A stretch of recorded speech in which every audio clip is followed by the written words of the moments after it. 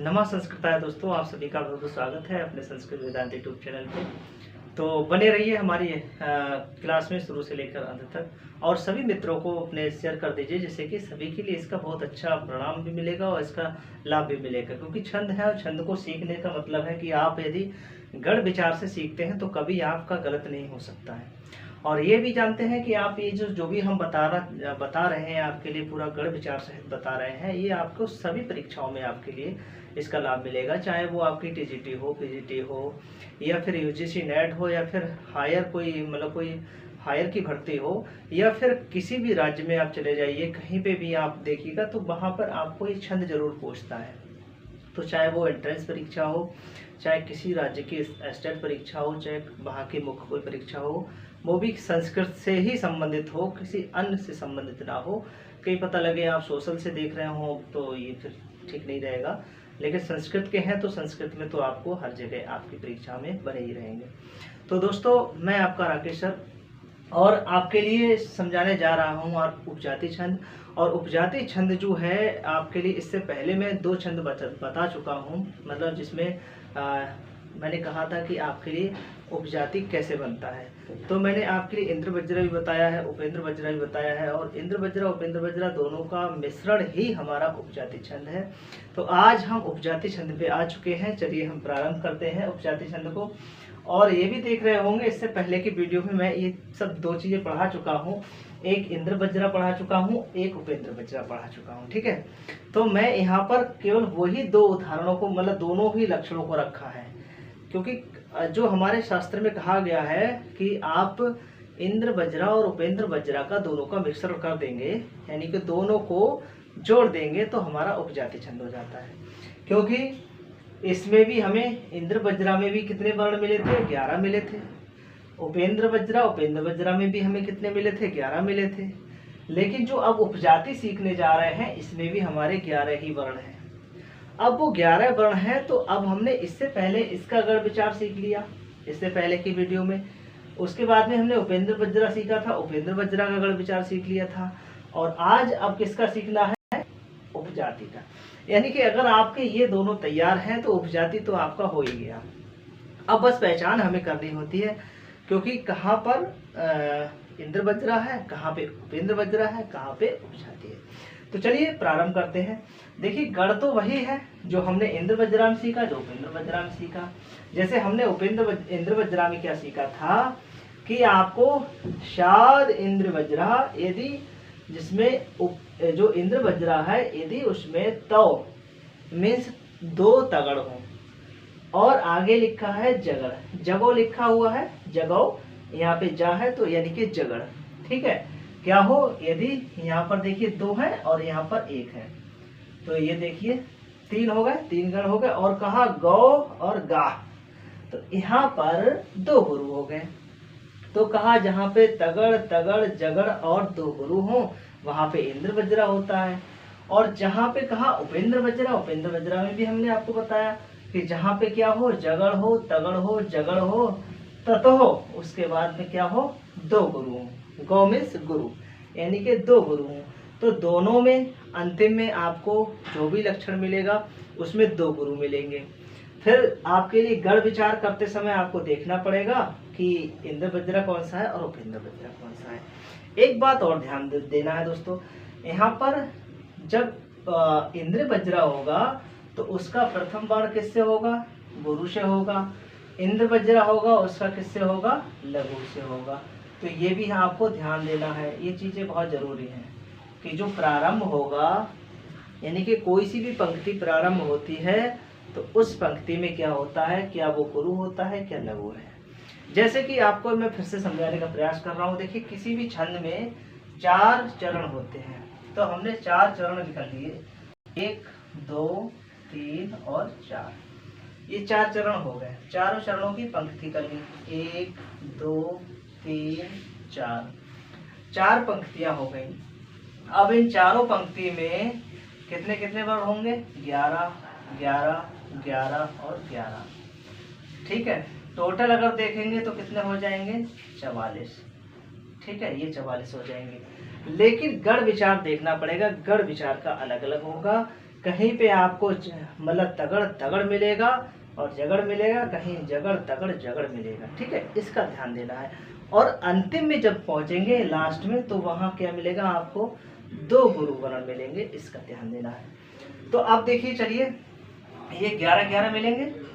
अब हमको यहाँ सीखना क्या है कि भाई जो हमारे 4 विचार हैं, गढ़ विचार में अगर 4 हमने पंक्तियां हैं, यानी कि 4 चरण हैं, तो प्रथम चरण किससे प्रारंभ होगा ये देखना है। यदि हमने कहा इंद्र वज्रा, तो इंद्र वज्रा का चिन्ह हमने दोस्तों बताया है आपके लिए गुरु। उपेंद्र वज्रा है, उपेंद्र वज्रा का क्या बताया आपके लिए, लघु बताया। तो जब हम पंक्ति में प्रारंभ करेंगे, यदि उस पंक्ति में सबसे पहला क्या है, हर्ष है, तो हर्ष मतलब यानी कि लघु है, तो ये लघु का संकेत कर रहा है कि ये उपेंद्र वज्रा हो गया। क्या हो गया, उपेंद्र वज्रा। ठीक, उसके बाद में अगर आप देखते हैं कि अगर दूसरा चरण किससे प्रारंभ हो रहा है, गुरु से, तो ये संकेत कर रहा है, इसका मतलब है कि ये इंद्र वज्रा है। ठीक है, ये क्या है, इंद्र वज्रा है। फिर हम देखेंगे, यदि हमने देखा कि तीसरे में फिर क्या है, चाहे वो क्या हो, चाहे वो फिर गुरु हो और चाहे वो लघु। तो जब किसी छंद में यदि आप दोनों का मिश्रण देख लें, यानी कि उसमें इंद्र वज्रा हो, उपेंद्र वज्रा हो, तो वो हमारा छंद उपजाति कहलाता है। एक बात विशेष ध्यान देना, कहीं ऐसा ना हो आप ये समझते रहें कि जो सर ने बताया कि पहले में गुरु उपेंद्र वज्रा है, दूसरे में इंद्र वज्रा है, तो ऐसा बिल्कुल नहीं है दोस्तों, ऐसा बिल्कुल नहीं है। वो किसी भी में भी हो सकता है, मतलब जो हमारी 4 चरण हैं, उन 4 चरणों में कहीं भी हो सकता है। इसमें क्या होगा कि आपका चाहे पहले इंद्र वज्रा आ जाए, चाहे बाद में उपेंद्र वज्रा आ जाए, या पहले उपेंद्र वज्रा आ जाए बाद में इंद्र वज्रा आ जाए, या हो सकता है कि 3 पंक्तियां आपकी इंद्र वज्रा की हो और 1 पंक्ति आपकी उपेंद्र वज्रा की हो, या 1 पंक्ति उपेंद्र वज्रा की हो और 3 पंक्ति इंद्र वज्रा की हो, तब भी हमारा क्या छंद कहलाएगा, उपजाति कहलाएगा। इसका जो है लक्षण मैंने उदाहरण लिखा है, उदाहरण भी मैंने नीति शतकम से लिया है। इससे पहले की वीडियो मैंने भी था पंक्ति, क्योंकि जब उपेंद्र वज्रा समझा रहा था तब वहां पे मैंने दे दिया था मृगस चरण मनस्व रूपेण मृगस चरंती, ये पंक्ति मैंने दी भी थी। दूसरा ही कि इनकी जो ध्वनि है वो सब एक ही रहेगी। जैसे हम अगर इसका गायन करते हैं तो क्या करते हैं, स्यादिंद्रि वज्रा यदि तो जगोगा, स्यादिंद्रि वज्रा यदि तो जगोगा, स्यादिंद्रि वज्रा यदि तो जगोगा, उपेंद्र वज्रा जत जास्ततोगो, उपेंद्र वज्रा जत जास्ततोगो, उपेंद्र वज्रा जत जास्ततोगो। ये ध्वनि जो है, आप चाहे उपजाति गाइएगा, चाहे इंद्र वज्रा गाइएगा, चाहे उपेंद्र वज्रा गाइएगा, तीनों की ध्वनि जो होगी वो समान होगी। उसी पे आज हम देखिए ये उदाहरण दिया है, उदाहरण भी हमारा किसका है, उपजाति का है। चलिए इसका भी गायन करते हैं। तो इसमें देखिए, इसी को जो हमने लक्षण है, इस लक्षण को ही हम इस पे घटित कर देंगे। जैसी ध्वनि ये थी वही ध्वनि हम यहाँ कर देंगे। येषां न विद्या न तपो न दानम, ज्ञानम न शीलम गुण गुणो न धर्मा, ते मर्त्य लोके भुविभार्य भूता, मनस्य रूपेण मृगश्चरन्ति, स्यादिंद्रि वज्रा यदि तो जगोगा, उपेंद्र वज्रा जत जास्ततोगो। ये हमारा लक्षण हुआ और लक्षण पे ही हमारा यहाँ पे हमने उदाहरण दिया है। अब देखिए उदाहरण में जो लक्षण दिया है, लक्षणों को हमने इससे पहले की वीडियो में बहुत अच्छे से बताया भी है कि क्या क्या गण होंगे, लेकिन अब इसके साथ में मैं आपको ये जरूर बताऊंगा, इसमें भी मात्राएं लगाना बताऊंगा और आप यहाँ से सीखेंगे। मैंने कहा ना कि इसकी वीडियो थोड़ी लंबी होगी क्योंकि इसमें दोनों छंदों को लेके चलना पड़ता है। चलिए, तो यदि बात हम करें यहाँ पर इंद्र वज्रा की, तो इंद्र वज्रा में क्या होगा, आपको क्या क्या मिलेगा, देखिए तगड़ तगड़ जगड़ और गुरु मिलेंगे, यानी कि जो हमारा इंद्र वज्रा होगा। चलिए यहाँ लिख लेते हैं, क्या होगा, जो हमारा इंद्र वज्रा होगा, ठीक है, इंद्र वज्रा जो होगा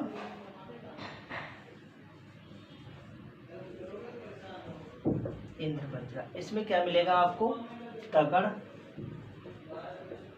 फिर मिलेगा तगड़, फिर मिलेगा जगड़, और क्या मिलेगा, दो गुरु, ठीक है, इसका ध्यान देना। उपेंद्र वज्रा में क्या मिलेगा आपको,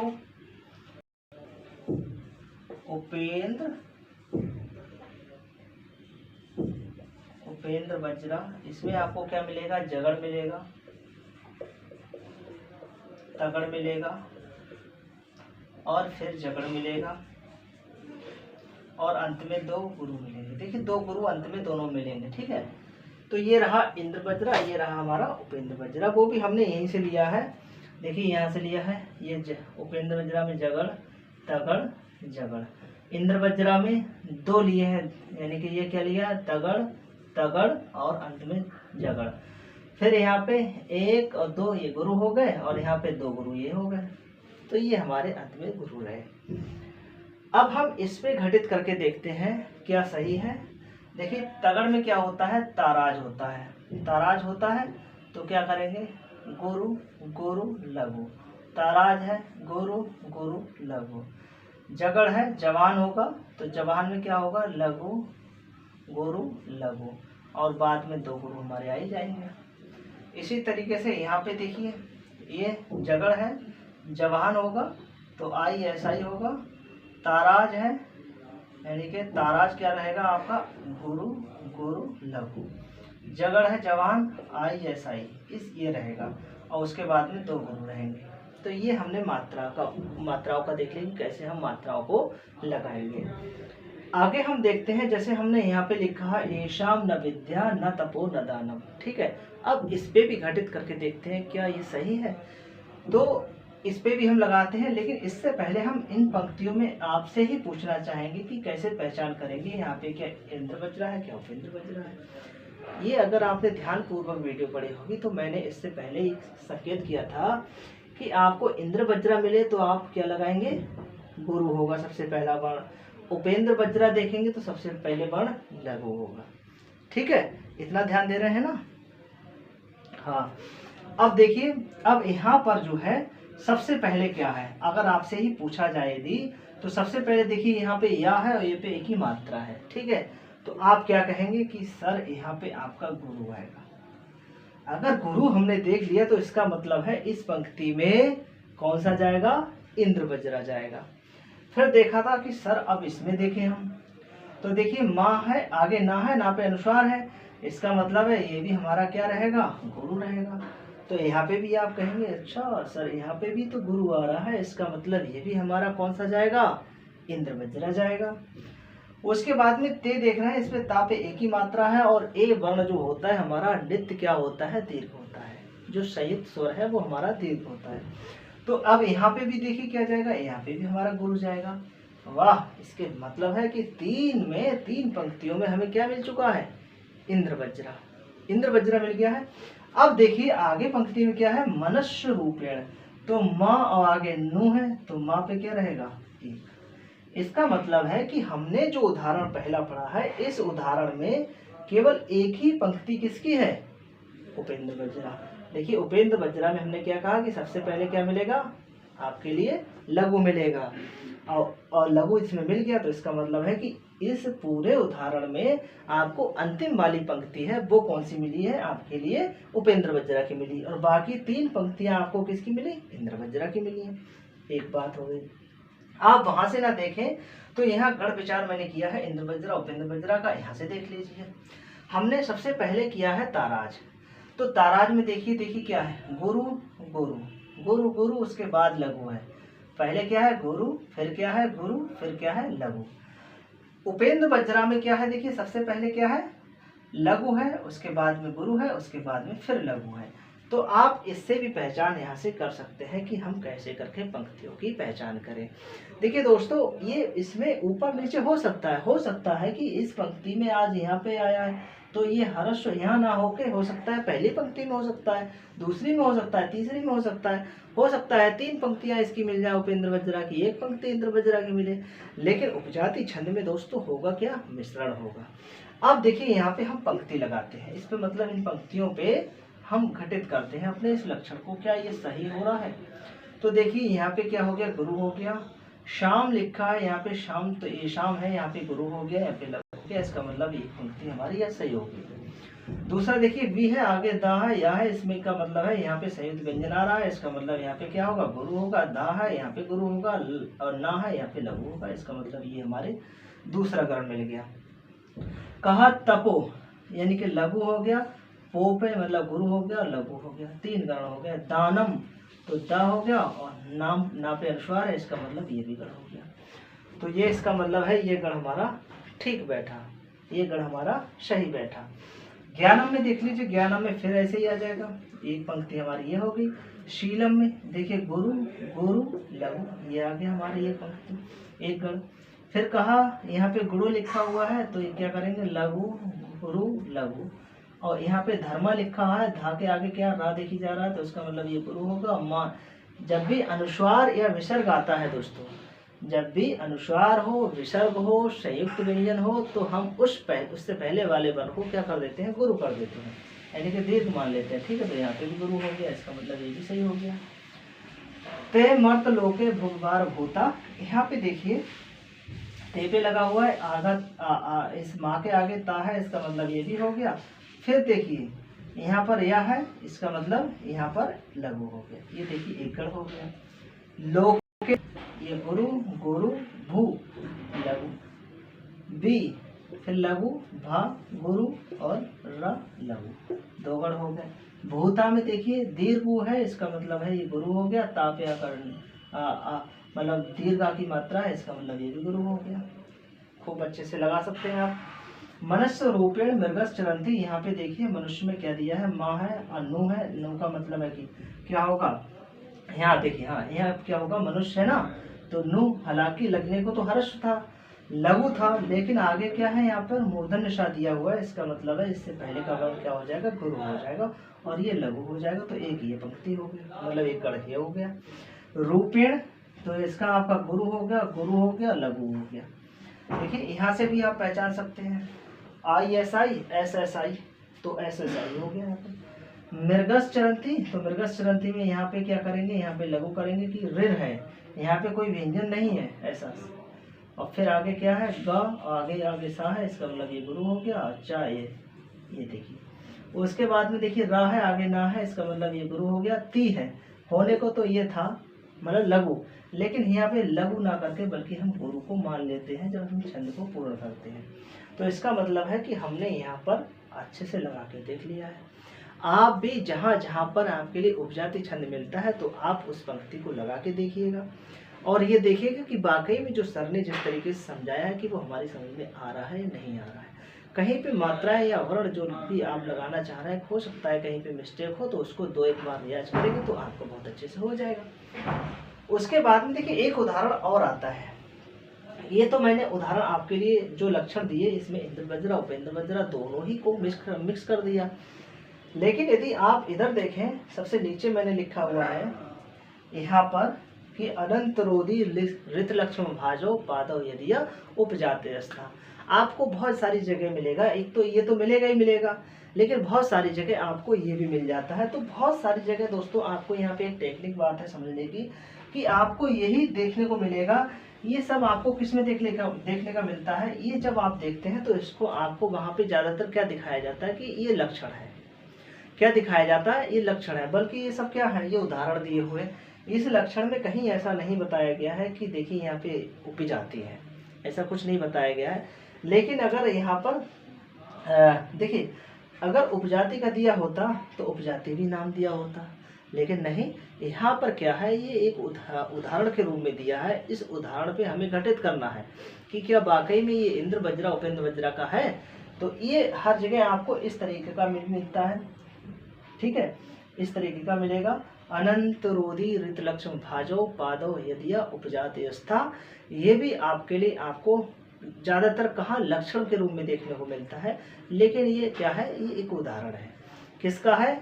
उपजाति का है। अब यहाँ पे भी अगर आप घटित करना चाहते हैं तो कर सकते हैं। ध्वनि यही मिल सकती है, आप यहाँ पे भी मिला के देखिए। अनंतेरोदीरिति लक्ष्मी भाजो पादो यदिया उपजाते अस्था येषां न विद्या न तपो न दानं न शीलं न गुणो न धर्मा। ये उसी पे ध्वनि आपकी बैठ सकती है। अब यहाँ पे भी देख लेते हैं कि क्या ये भी लक्षण इस पे घटित हो रहा है।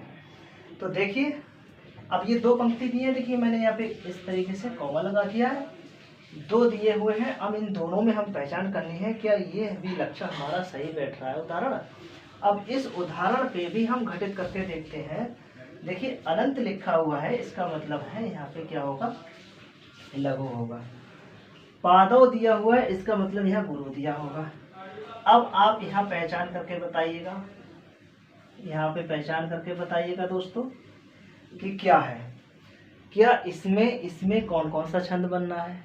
अगर आपने ये सीखा होगा ISI तो आप जान गए होंगे कि जहाँ पे एस होगा बना हुआ यानी कि गुरु होगा वो हमारा इंद्र वज्रा होगा, और जहाँ पे लघु होगा वो हमारा क्या होगा, उपेंद्र वज्रा होगा। तो ये उपेंद्र वज्रा का जा रहा है, ये इंद्र वज्रा का जा रहा है। अब इस पे भी हम मात्रा लगा के देख लेते हैं। तो देखिए ना है आगे, इसका मतलब है यहाँ गुरु होगा, और ये देखिए लघु होगा। तो क्या ये है? बिल्कुल है, ISI। फिर रोदि रित है, रोदि रित यानी कि गुरु गुरु लघु, ये भी है। फिर कहा रोदित, फिर कहा ता यानी कि ता यहाँ से जाएगा तो लघु, फिर गुरु और माँ पे लघु ये जाएगा। भाजो यानी कि गुरु गुरु, ये देखिए ये बिल्कुल ठीक बैठ रहा है। ये लक्षण अगर आपसे देखा जाए तो क्या है, उपेंद्र वज्रा, उपेंद्र, ये उपेंद्र वज्रा का देखिए यहाँ पर ये उदाहरण है। उसके बाद देखिए ये इंद्र वज्रा का आ गया। इंद्र वज्रा में क्या था कि आपको SS मिलेगा आई, तो पादो लिखा हुआ है यानी कि इसका मतलब गुरु गुरु लघु, एक हमारा ये बन गया। फिर कहा दिया, तो गुरु गुरु अबु यानी कि लघु, दूसरा बन गया। फिर कहा लघु गुरु लघु, ये देखिए। फिर कहा यस्ता, यहाँ पे आगे अदंत सा है, इसका मतलब है यहाँ पे गुरु है, और तापे भी यहाँ पे गुरु है। तो इस तरीके से यहाँ पर देखिए, यहाँ पे बहुत अच्छे से बन गया हो। नहीं आप देख सकते हैं, जैसे कि आपको कहीं भी बहुत सारे उदाहरण मिले, आप उस पर लगा के देखिएगा। कहाँ पे आपको समझ में नहीं आया इस छंद में, उपजाति छंद में, तो आप बताइएगा, कमेंट बॉक्स में ज़रूर लिखिएगा, जिससे कि मैं हो सकता है अगली वीडियो में आपका इसका समाधान करूँ। ठीक है, तो आज तक बस हम इतना ही रखते हैं। नेक्स्ट वीडियो में फिर मिलते हैं, और कोशिश करिएगा ज़्यादा से ज़्यादा सभी दोस्तों के लिए लिंक को शेयर कर दीजिएगा, और चैनल को सब्सक्राइब कर लीजिएगा, जिससे कि हमारा भी एक मनोबल बढ़े, और लाइक ज़रूर कीजिएगा। तब तक के लिए नमस्कार करता है।